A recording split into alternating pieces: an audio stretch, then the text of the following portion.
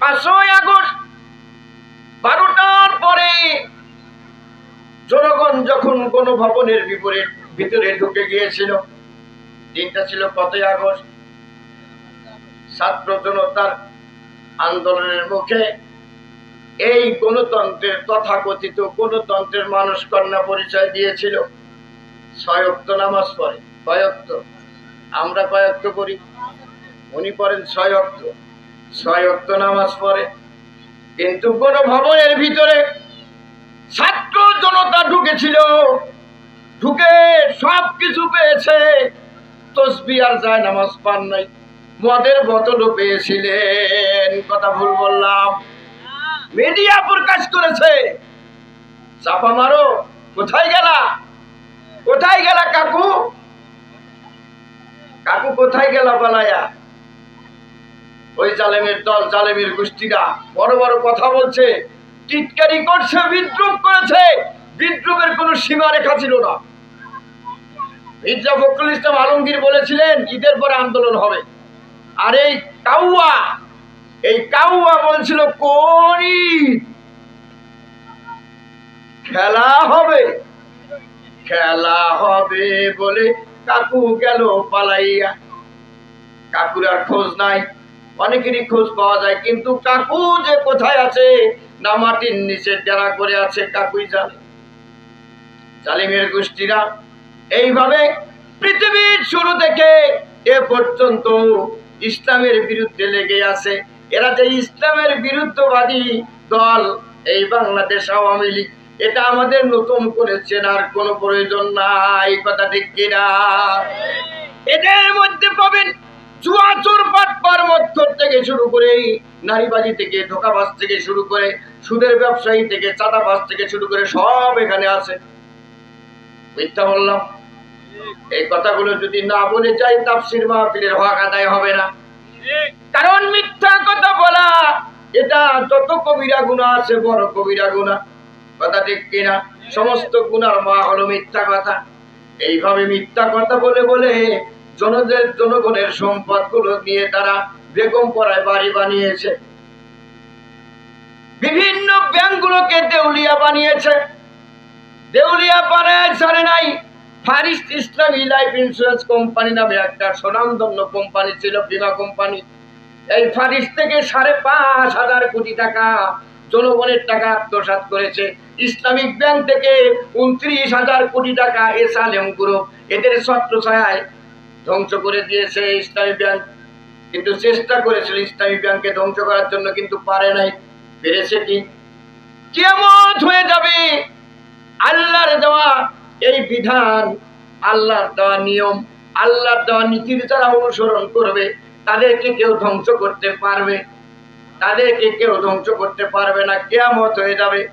এজন্য আমাদের রাসূল কারীম সাল্লাল্লাহু আলাইহি ওয়াসাল্লাম থেকে শুরু করে যখন ইসলামের দাওয়াত মক্কার অলিতে গলিতে দেওয়া শুরু হয়ে গেল, সর্বপ্রথমে ওই সমাজের মধ্যে এই সমস্ত বাতিল নেতার মধ্যে তো বিবেক নাই।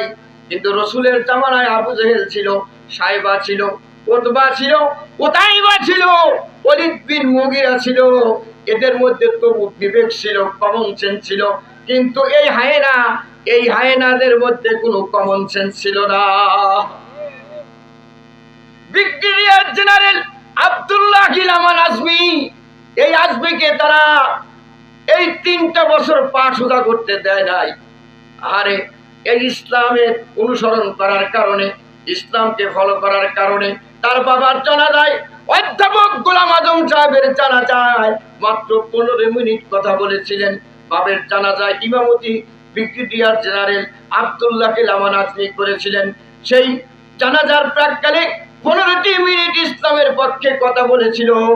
আর বাড়িতে যাওয়ার সঙ্গে সঙ্গে সাদা পোশাকধারীরা তাকে উঠে নিয়ে গিয়েছে এবং এখানে দীর্ঘ 10টি বছর আয়না ঘরের মধ্যে রেখে জুলুম নির্যাতন করেছে। নিজের চোখ দিয়ে গামছার পানি মুছে মুছে, ওই গামছার পানি দিয়ে ওযু করে নামাজ আদায় করেছে আল্লাহর বান্দা ব্রিগেডিয়ার আব্দুল্লাহ গিলামান আজমি। যখন 5ই আগস্ট শেখ হাসিনা এই বাংলাদেশ থেকে পালিয়ে মামার বাড়ি আশ্রয় নিয়েছে, 8ই আগস্ট সম্ভবত ব্রিগেডিয়ার জেনারেল আব্দুল্লাহ আমান আজমি আয়না ঘর থেকে মুক্তি পেয়েছে। আরো কত শত মানুষকে আয়না ঘরের ভিতরে নিয়ে গিয়ে উল্টা পাশে লটকায়া গরম পানির মধ্যে মাথা দিয়ে চুবিয়েছে, তাদেরকে নির্যাতন করেছে। আরে এইভাবে আয়না ঘর তৈরি করে এই দেশের জনগণের ভোট নিয়ে, ম্যান্ডেট নিয়ে এই দেশের জনগণকে এইভাবে মারবে, পৃথিবীর ইতিহাসে এটা বিরল, অন্য কোন দেশে এটা নাই। কথা ঠিক কিনা? আব্দুল্লাহ আমান আজমি বাড়িতে ফিরে এসে দেখেন তার সন্তান রয়েছে, তার মা নাই, বাবা তো আগে চলে গেছে, কিন্তু তার স্ত্রী নাই। কি হলো, কি হলো, কি হলো? স্ত্রী কোথায় গেল? সন্তান দুইটা চোখের পানি মুছে আর কয়, আব্বু মা নাই, মা তো বিগত বছর আপনাকে ছেড়ে অন্যের হাতে কালেমা পড়ে বিবাহ বন্ধনে আবদ্ধ হয়েছে। জালিমের দল কি জবাব দিবে আল্লাহর কাছে? আল্লাহ যদি কৈফিয়ত চায়, এদের নাকি একজন ভণ্ড নেতা ছিল, ওই নারায়ণগঞ্জের নেতা কি ওসমান, শামীম ওসমান, 82 রাকাত 80 টাকা তাহাজ্জুদ পড়ে। ভণ্ডের গোষ্ঠী, ভণ্ডের গোষ্ঠীর দেশে থাকলি না কেন আয়? আবার নাকি বলে শুনি, আবার শুনি নাকি এই হাসিনা আবার চট করে দেশে ঢুকে যাবে। আমরা তো চাই তুমি ঢোকো, আসো, তোমার জন্য আয়না ঘর সাজায় রাখছি, তোমার জন্য আয়না ঘর রেখে দিয়েছি। বিচারটা ওই কায়দাই হবে যে কায়দায় তুমি এদেশের তৌহিদি জনতা, আলেম ওলামা থেকে শুরু করে জনগণের উপর নির্বিচারে তুমি তাদের হত্যাযজ্ঞ ঘটিয়েছো। কথা ঠিক কিনা? প্রিয় হাজিরিন, খানা খাওয়ার আগে একটু হাত ধুইতে হয়, এটা সুন্নত। কথা ঠিক কিনা? বাংলাদেশে বর্তমানে আমি ওইটা বলবো না, আলোচনার আগে এই বাতিলদের বিরুদ্ধে, ইসলামের বিরুদ্ধবাদীদের বিরুদ্ধে কিছু না বললেই ওয়াজ জায়েজ হবে না। কথা ঠিক কিনা? কিসের ভয়? কার ভয়ে তুমি কথা বলো না? খাগড়াছড়িতে আমার মাহফিল ছিল, আল্লামা সাঈদীর কথা যখনই বলেছি স্টেজ থেকে নামিয়ে দিয়েছে, পুলিশ এসে অ্যারেস্ট করবে আমাকে। আমার পরের বক্তা সুলসুলা বক্তব্য দিয়ে চলে গেল, অনেক টাকা হাদিয়া তহবিল পেল, কিন্তু আমার ভাগ্যে জুটল না। 13 সালের ঘটনা, তুলতুল আওয়াজ কিয়ামত পর্যন্ত করলেও কেউ আপনার বিরুদ্ধবাদী হবে না, কেউ আপনার বিরুদ্ধে যাবে না। সকলের কাছে আপনি ভালো, সকলের কাছে ভালো। এ ভালো আল্লাহর কাছে নয়, এটা মুনাফিকি আচরণ। কথা ঠিক কিনা? যারা মুনাফিক তারা এই মাজলুমদের পক্ষে কথা বলবে না, আর যারা হক্কানি ওলামায়ে কিরাম, যারা ঈমানদার, তারা এই জালেমদের ছেড়ে কথা বলবেন না এবং মাজলুমদের পক্ষে কথা বলবেন। কথা ঠিক কিনা? এজন্য আসুন আমার ভাইয়েরা, চোখ কান খাড়া করে সজাগ থাকতে হবে আমাদেরকে। আমি আপনাদের সামনে কোরআনুল কারীমের সূরা আল কাহাফ, কি নাম? সূরা আল কাহাফের 107 নম্বর আয়াতটি তেলাওয়াত করেছি। কত নম্বর আয়াত? ওয়াজ মুখস্থ করতে হবে।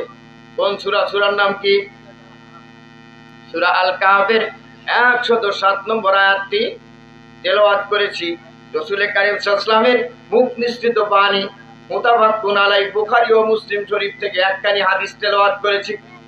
আল্লাহ রাব্বুল আলামিন যদি তার এই গোলামকে সামান্য একটু সময় দেন, তাহলে আমার তাওফিক ইল্লা বিল্লাহ সামান্য সময় আলোচনা করে আপনাদের মাঝ থেকে এখান থেকে বিদায় নেব ইনশাআল্লাহ। সূরা কাহাফ, কাহাফ মানে বিস্তীর্ণ পর্বত গুহা।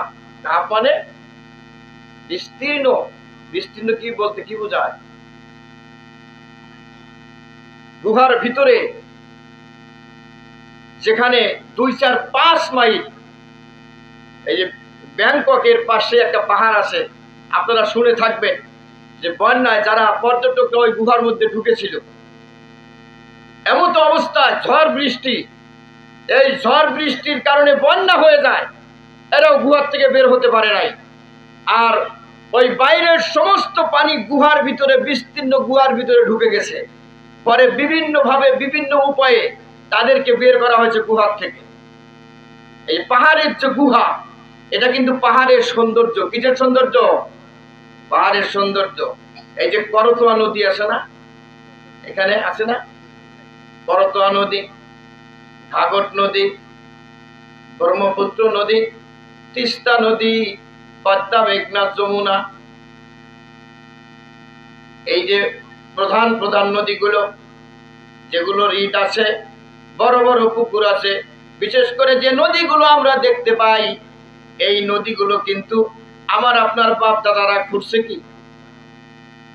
আল্লাহ রাব্বুল আলামিন ফেরেশতাদের দিয়ে তার বান্দাদের জন্য এগুলো করে রেখেছেন। সুবহানাল্লাহ। ঠিক পাহাড়ের গুহাগুলো পাহাড়ের সৌন্দর্য বৃদ্ধির জন্য করা হয় নাই। সূরা হাসর যদি পড়েন, এর মধ্যে আসছে আয়াত, লাউ আনজালনা হাযাল কুরআন আলা জাবালিল লারাইতাহু খাশিয়াম মুতাসাদ্দিআম মিন খাশিয়াতিল্লাহ ওয়া তিলকাল আমসালু নাদরিবুহা লিন-নাস লাআল্লাহুম ইয়াতাফাক্কারুন। আসুন আয়াতটা, এই কুরআন আমি অবতীর্ণ করতে চেয়েছিলাম পাহাড়ের উপরে, কিন্তু পাহাড় নেয় নাই। কোরআনের ওয়েটের কারণে, কোরআনের ওজনের কারণে পাহাড় গলে সমতল ভূমিতে পরিণত হবে। এই ভয়ে পাহাড় তুমি কোরআনকে গ্রহণ করো নাই। তাফসীরের মধ্যে মুফাসসিরগণ লেখেন যে পাহাড়কে আল্লাহ বলতেছেন, পাহাড় যেহেতু তুমি কোরআন নাও নাই, দুনিয়াতে আমার বান্দারা কোরআনওয়ালারা নির্যাতনের শিকার হয়ে, অত্যাচারের শিকার হয়ে, তারা যদি হিজরত করে তোমার গুহার মধ্যে আশ্রয় নেয়, তুমি পাহাড় নির্দ্বিধায় তাদেরকে আশ্রয় দিয়ে আগলিয়ে রাখবে। সুবহানাল্লাহ।